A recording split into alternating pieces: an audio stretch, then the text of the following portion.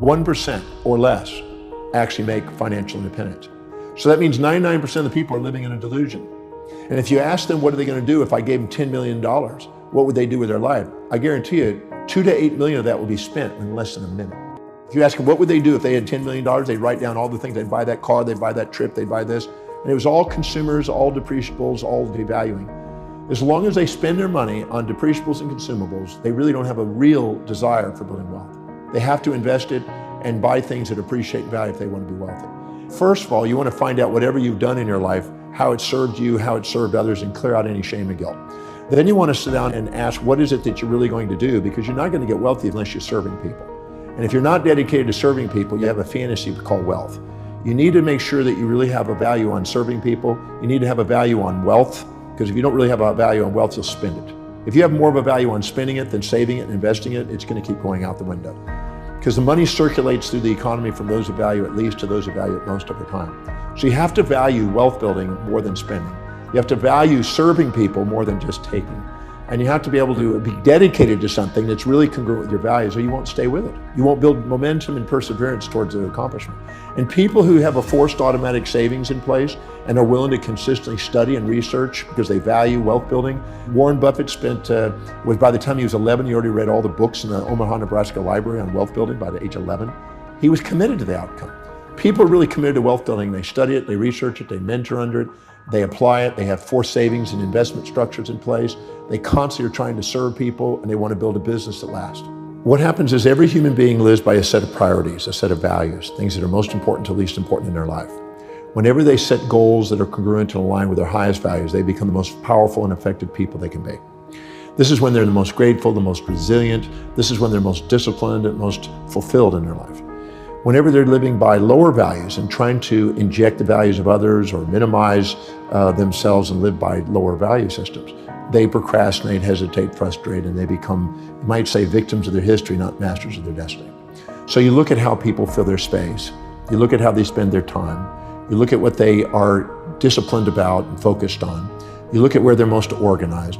You look at where they spend the most money. You look at what energizes them the most. You look at what they think about, visualize, affirm, and converse with others about most that is in line with what they're creating in life. Look at what they're inspired by, what their goals are, and what they love learning. If you look and find the common threads to those questions, it'll narrow down to what you're dedicated to and what you spontaneously can't wait to get up in the morning and do.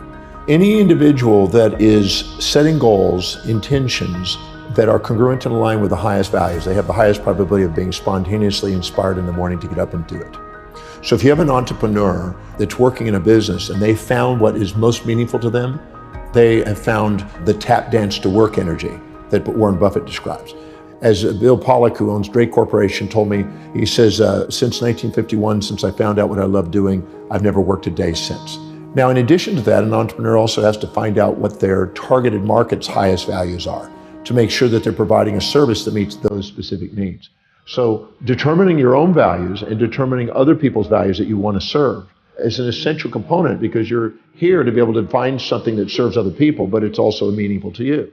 If you find those two, you've got your niche.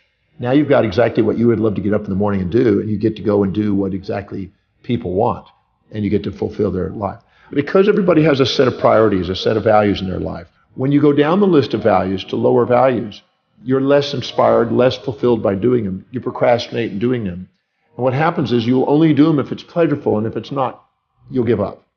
So it's a key is to make sure that everything you do is highest priority, the thing that's most meaningful to you, so you don't give up, you have the resilience, and you embrace pain and pleasure in the pursuit of a great purpose.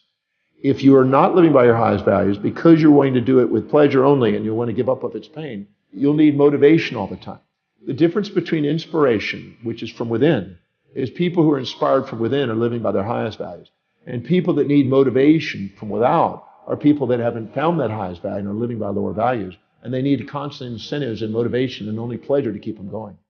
So I'm not a motivational speaker, and I don't promote motivation, because I think motivation is a symptom more than a solution. The animal is always having an impulse for that which is prey and pleasure, and an instinct away from that which is pain and predator. So our animal nature needs motivation. But our truest nature, our human nature, the one that activates the telencephalon in the brain, the executive centers of the brain, which allows you to be an executive and a leader in the world, transcends this pain, pleasure, amygdala reaction of the lower animal within us and allows us to function from an inner core mission that transcends that and allows us to be able to embrace pain, pleasure, support, challenge, ease, difficulties. Any complementary pair of opposites that you face along the way, you turn into on the way. If you're expecting to float across between two buildings, that's unrealistic expectation. Or if you're expecting yourself to do something that's truly not high on your values and not meaningful to you, you'll tend to give up. Or expecting some other human being to do something that doesn't abide by the laws of the universe, or expecting them to live outside their values. Because every human being makes decisions according to what will give them the greatest advantage over disadvantage, greatest reward over risk to their highest values. So if you expect yourself to do something that's not really meaningful to you, it sounds like a neat whim, but it's not really you, you're going to end up self-defeating and end up with the A, B, C, Ds of negativity. Internal anger and aggression, internal blame and feelings of betrayal, internal criticism and challenge, internal despondency, despair, and depression. And these A, B, C, Ds of negativity that you internally have, which some people call negative self-talk and negative self-behavior, is actually a feedback mechanism to make sure we're setting realistic expectations that are aligned with our real values. And we know that it's real if we can see it in our mind's eye, we see the strategy, we know the action steps, and it's obtainable. Now, those are the keys. When you do, you have a realistic expectation, you keep showing effort and evidence of manifesting what you want to manifest. The wisest thing to do is start with simple goals that you achieve and train yourself to do what you say. If you train yourself to do what you say, your piggy banks become biggie banks. Your little action steps become big dreams. And if you live congruently with your highest values, you have the highest probability of achievement and you won't give up on your goals. So if you set goals that are congruent, that are truly meaningful to you, and you start chunking them down into small enough bites, so you just keep doing things and keep rewarding yourself by accomplishing immediate steps, you'll end up manifesting things because you just strategize your way into the bigger game. So I always say that if you chunk the big project down into small bites and then down to everything that's within a time horizon and within your vision to see and do, you'll get it. You just stay with it long enough. If you stay perseverant towards an objective and exemplify action every day towards your objective, sooner or later everybody else kind of dies out and you're at the top. You just got to stay with it. Well, procrastination is the result of three primary things.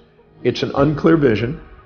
It is an unchunked vision. It means you're taking on too big a chunk without bringing it down to small enough bites that you can go and get it done. And it's not linked to your highest values. If you take the objective that you have, you make sure it is abide by the laws of the universe, it's doable. You make sure it really matches your highest values so it's linked. And the way you know that is if you can rattle off the reasons why you can do it and how it will help you fulfill your mission fluently. Because if you're fluent, you're congruent. Then you basically make sure it's chunked down into small action steps you can do, and you micromanage until you've proven you can macromanage. That means you do it into small baby steps every single day. If I do this, I'm one step closer. If I do this the next day, I do it one step closer.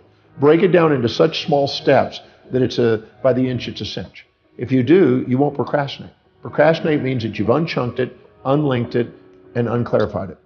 I think that people who think they're going to be positive all the time are delusioned. Just like a magnet, it has two sides, and you have two sides. And the more you set up a fantasy that has only one side, the more you get depressed when it doesn't match your fantasy. So I'm a realistic guy that sets real goals in real time with a balanced orientation, and I accomplish more by doing it than setting up fantasies and then having nightmares. So I'm not a positive thinking guy. I'm a balanced thinking guy. But when people are down, that you need the positive thinking. But when you're up and you're fantasizing and setting up fantasies and pies in the skies, you need some critical thinking to be able to put you back into reality.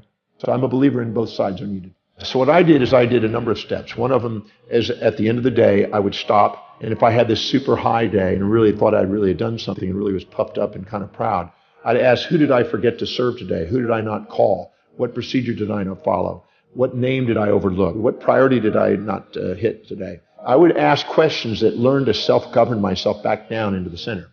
And if I had a low day and I really thought, wow, what a real crazy day, I would ask, what did I accomplish? Who did I serve? What names did I remember? I would self-regulate. So I would neutralize myself and steady myself. And instead of having volatilities in my business, I had steadiness. I also forced in savings. I didn't wait for profits. I forced profits in. I paid myself first. I built up a big cash reserve, so it decreases the volatility. It increases the client quality that I had. It increases the associations opportunities and alignments to greater opportunities in business. I made sure that I focused on the priorities each day, delegating lower priority things on a regular basis, because if I was going to do low priority things, I was going to keep myself in a low priority position. If you're doing what you love, it was Peter Lynch in his One Up on Wall Street back in the 90s, he said, if you're grateful for your job, if you love what you're doing, you're inspired by the vision, and you're enthusiastically working, that company's going up in value. And if you're going to buy a stock that you visited the company and see those 4 things. If those 4 things are in place, the company is going to go up in value, because that's 4 things that exemplify what's possible and draw and magnetize charismatically people to people who are doing those 4 things. A company can't grow without those 4 things.